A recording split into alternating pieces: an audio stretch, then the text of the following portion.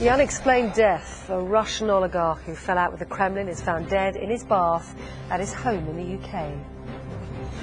Huge areas of the country are on snow alert as the bad weather brings big disruption and claims a second life. Snow and sleet cause huge problems, with ice predicted to make things even worse.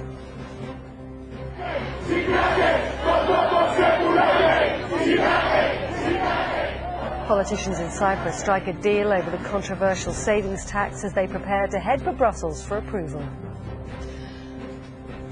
A meeting of minds, a historic moment as the new Pope visits the old in Italy. This is Sky News with Paula Middlehurst. Very good morning. Chemical and radiation experts are now assisting police in their investigation after a Russian oligarch who famously fell out with the Kremlin was found dead in a bath at his home in the UK. 67-year-old Boris Berezovsky was a wanted man in Russia, but detectives here in the UK want to find out the exact circumstances of his unexplained death at the property in Berkshire. Sky's Russia correspondent Katie Stallard reports. Police have cordoned off the road leading to Boris Berezovsky's estate. The gathering cameras being kept so far back they can't even see the house. Inside, friends say Berezovsky was found dead in his bath by his bodyguard. Officially, Thames Valley Police are treating the death as unexplained. There is no shortage of conspiracy theories surrounding it. Boris Berezovsky was a man who made billions of dollars in Russia, and with it, many powerful enemies. This was one of the last times he was seen in public, arriving for his High Court showdown with Roman Abramovich in London last year. He was attempting to sue the Chelsea owner for $5 million. He lost the case, and with it much of his remaining fortune. He was ordered to pay Mr. Abramovich's legal costs of $50 million. I am absolutely amazed for him today.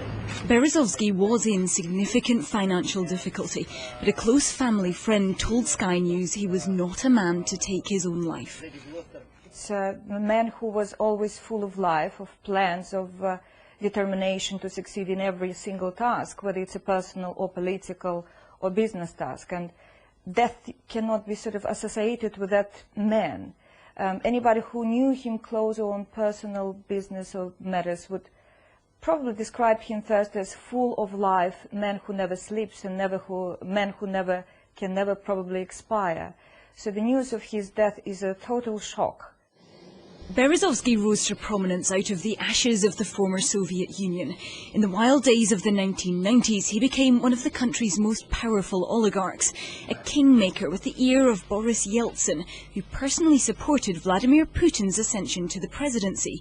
But the two men fell out spectacularly, and Berezovsky fled Russia for Britain in 2000. He liked to brag a lot about his influence on the president, and that upset Mr. Yeltsin a lot. I know this because I was an advisor to President Yeltsin, and I remember there was a bit of confusion when he said things that the Kremlin didn't like. And this game with politics eventually ended in his disaster, because he fell out with Putin, claiming that he was the one who moved Putin and suggested Putin to become president. Putin didn't like that very much, and eventually he was forced into self-exile because he was afraid he'd be prosecuted and even killed. More recently, he was linked to Alexander Litvinenko. The former KGB spy died in a London hospital in 2006 after being poisoned with radioactive polonium. But he first came to attention in Russia after holding this press conference, where he claimed he'd been ordered to kill Boris Berezovsky. Mr. Berezovsky survived numerous assassination attempts, including a bomb that decapitated his driver. He made no secret of the fact that he lived in fear for his life. Certainly, there will be suspicion not only generated not only circumstances of death of Mr. Litvinenko, but of many others, political opponents of Putin, prominent journalists like Politkovskaya. Vladimir Putin's spokesman claimed this evening that Berezovsky had written to the president recently asking for forgiveness and permission to return to Russia. He said it was not a time to gloat over the death of a man, but there will be few tears shed for Boris Berezovsky inside the Kremlin tonight. Katie Stallard, Sky News. Well, Sky's Claire Fallon has more now on the investigation into Mr. Berezovsky's death from outside his home in Berkshire.